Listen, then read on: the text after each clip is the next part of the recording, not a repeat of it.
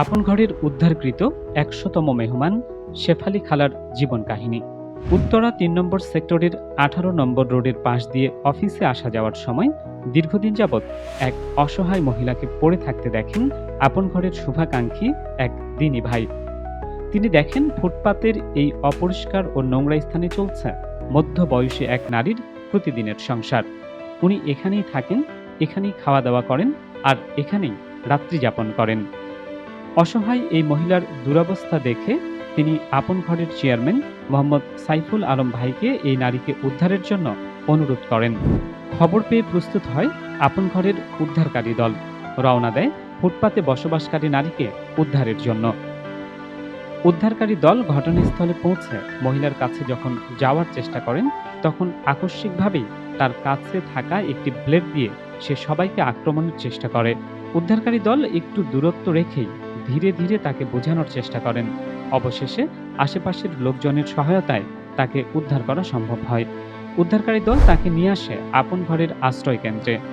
সে তার নাম বলতে পারে না। আমরা তার নাম দিই শেফালী, এবং সেই থেকে তিনি আমাদের শেফালী খালা। আপন ঘরে নিয়ে আসার পর তাকে পরিষ্কার পরিচ্ছন্ন করে ডাক্তার দেখানো হয়। শেফালী খালা এখন থেকে আপন ঘরের মেহমান। আপন ঘরেই তার থাকা, খাওয়া, চিকিৎসা সহ প্রয়োজনীয় সকল ব্যবস্থা গ্রহণ করা হয়। আপন ঘর চেষ্টা করবে তাকে সুস্থ সুন্দর জীবনে ফিরিয়ে আনার, আর এটাই আমাদের লক্ষ্য। এই অক্লান্ত পরিশ্রম ততদিন পর্যন্ত করা হবে যতদিন না তাকে সুস্থ করে তার পরিবারের কাছে হস্তান্তর করা হয়। আপন ঘরের সুপারভাইজার হাফেজ আব্দুল হান্নান ভাই, যিনি আপন ঘরে আশ্রিত মেহমানদের সাথে কথা বলে একটু একটু করে তাদের পরিচয় বের করার চেষ্টা করেন। ক্লান্তিহীন এই ধৈর্যের পরীক্ষার মাধ্যমে দীর্ঘদিন রাস্তায় পড়ে থাকা মানুষগুলো থেকে তাদের পরিচয় উদ্ধার করতে আমাদের দীর্ঘ সময় লেগে যায়। তারপরও হাল ছাড়েন না আব্দুল হান্নান ভাই, হাল ছাড়ে না আপন ঘরের কর্মী বাহিনী। তার দেওয়া তথ্য অনুযায়ী আমরা খোঁজ করি তার ঠিকানায়, কিন্তু তার থেকে পাওয়া তথ্য অনুযায়ী খোঁজ করেও তার পরিবারের কোনো খোঁজ পাওয়া যাচ্ছিল না। এভাবেই কেটে যায় অনেকগুলো মাস। শেফালী খালা ইতিমধ্যে আপন ঘরের পরিচর্যায় অনেকটাই সুস্থ হয়ে ওঠেন, এবং আল্লাহর কি রহমত, তিনি এখন নিজেই অন্যান্য মেহমানদের সুস্থ করে তোলার জন্য অল্প অল্প সাহায্য করতে থাকেন। এত কিছুর মাঝেও তার মধ্যে তার পরিবারের কাছে ফিরে যাওয়ার আকুতি বাড়তে থাকে। সুপারভাইজার আব্দুল হান্নান ভাইকে তিনি একসময় ভাই বলে সম্বোধন করা শুরু করেন। আব্দুল হান্নান ভাইয়ের কাছে প্রায়ই তিনি তার বাড়ি ফিরে যাওয়ার আবদার করতে থাকেন।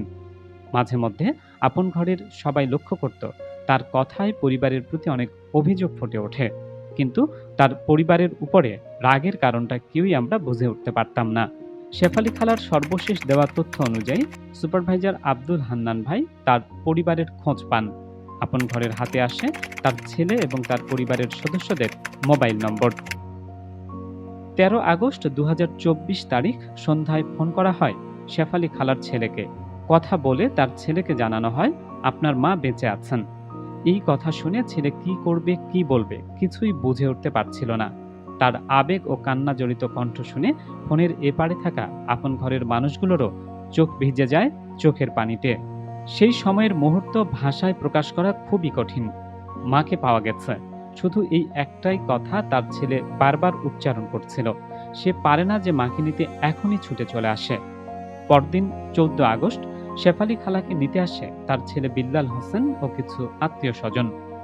দীর্ঘ ৭ বছর পর ছেলে ও মা মুখোমুখি হলে এক আবেগঘন মুহূর্তের সৃষ্টি হয় আপন ঘরে।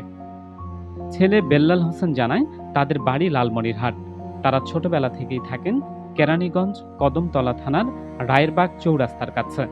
তিনি জানান তার মা পারিবারিক বিভিন্ন ঝামেলার কারণে মানসিকভাবে দুর্বল হয়ে পড়েন এবং ৭ বছর আগে একদিন বাসা থেকে বের হয়ে যান।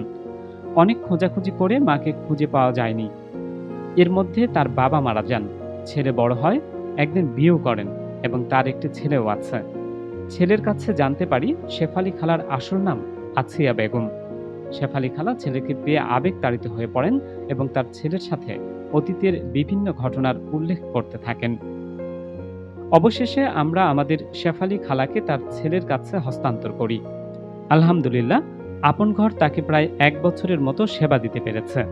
আজ ৭ বছর পর ছেলেকে খুঁজে পেয়ে ছেলের হাত ধরে গুটি গুটি পায়ে আপন ঘরকে পেছনে ফেলে হাঁটা দেন তার নিজ বাড়ির দিকে। এক সুন্দর আগামীর ভবিষ্যতের দিকে, যেখানে তিনি থাকবেন হাসি খুশি, আত্মীয়স্বজন, ছেলে ও নাতিকে নিয়ে, এবং বাকিটা জীবন কাটিয়ে দিবেন সুখ স্বাচ্ছন্দ্যে।